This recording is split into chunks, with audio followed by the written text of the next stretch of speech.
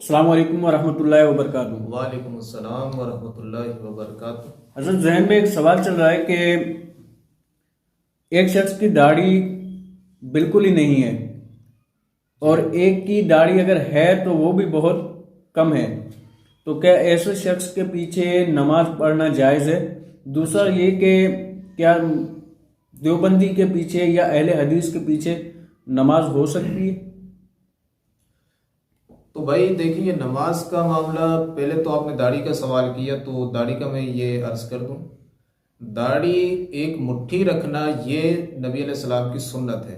ये सहाबा से साबित है। सैयदना अब्दुल्ला इब्न उमर, बुखारी में रिवायत है, सैयदना अबू हुरैरा, इन दोनों सहाबा का ये अमल रहा है कि वो एक मुट्ठी से ज़ायद दाढ़ी को आप काट लिया करते थे। तो एक मुट्ठी दाढ़ी के सुन्नत होने पे सहाबा का इजमा है। लेकिन एक मुट्ठी दाढ़ी रखना सुन्नत है। अगर कोई बंदा एक मुट्ठी से कम करता है दाढ़ी तो उस पर उसका कोई गुनाह नहीं है, बल्कि सही है, वो भी जायज़ है। दाढ़ी मुतलकन रखना, मुतलकन दाढ़ी रखना ये सुन्नत है। अब एक बंदा एक मुट्ठी रखता है, वो सहाबा का अमल है उस पर, तो वो एक मुट्ठी दाढ़ी रखे। अगर एक मुट्ठी से कम रखता है तो उससे वो गुनाहगार नहीं होगा। हाँ, उलमा ने इस मामले में बड़ी बदमाशियां की हैं कि जिसकी एक मुट्ठी से दाढ़ी कम है तो उसको नाउज़ुबिल्लाह फासिक, गुनाहगार तक के देते हैं। हालांकि ऐसी कोई बात कुरान और सुन्नत से साबित नहीं है कि दाढ़ी को एक मुट्ठी रखना वाजिब है। ये दाढ़ी के एक मुट्ठी के वजूब के हवाले से सबसे पहले जो ये इसको वाजिब करार दिया वो शाह अब्दुल हक मुहद्दिस देहलवी रहीमहुल्लाह, उन्होंने करार दिया था। उससे पहले किसी ने भी एक मुट्ठी दाढ़ी को वाजिब करार नहीं दिया, और ना ही ये वाजिब है, सुन्नत है।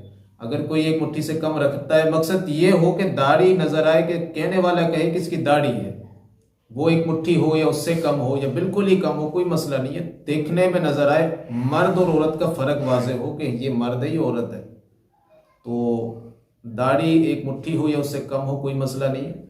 बाकी जहाँ तक रही बात जो जिसकी दाढ़ी बिल्कुल ही नहीं है, अगर वो नमाज पढ़ाए तो क्या उसकी इमामत जायज़ है? तो बिल्कुल जायज़ है।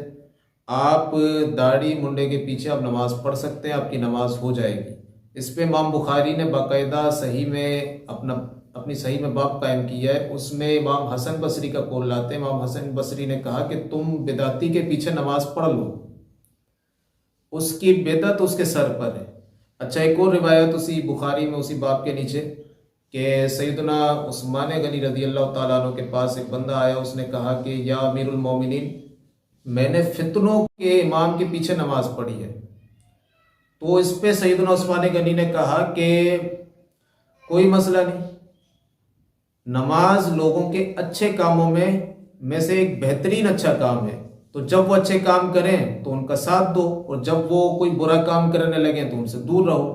तो अगर कोई बंदा, चाहे वो देवबंदी हो, अहले हदीस हो, बरेलवी हो, किसी भी मकतबा फ़िक्र का हो, आप उसके पीछे नमाज पढ़ सकते हैं, आपकी नमाज हो जाएगी। उनके बुरे काम वो उनके साथ, अगर वो अच्छा काम करते हैं, सैयदना उस्मान गनी का फतवा है, अगर वो अच्छा काम करते हैं तो वो आप उनके पीछे आप नमाज भी पढ़ सकते हैं, नमाज अच्छा काम है। तो चाहे वो उसकी दाढ़ी किसी बंदे की बिल्कुल ही ना हो, अगर दाढ़ी है एक मुट्ठी से कम है तो वो तो वैसे भी वो बंदा उस हुक्म में नहीं आता, उसके पीछे भी नमाज हो जाएगी। चाहे अब आप देवबंदी के पीछे पढ़ें, बरेलवी के पीछे पढ़ें, अहले हदीस के पीछे पढ़ें, सबके पीछे नमाज हो जाती है। शर्त मुसलमान होना है नमाज की।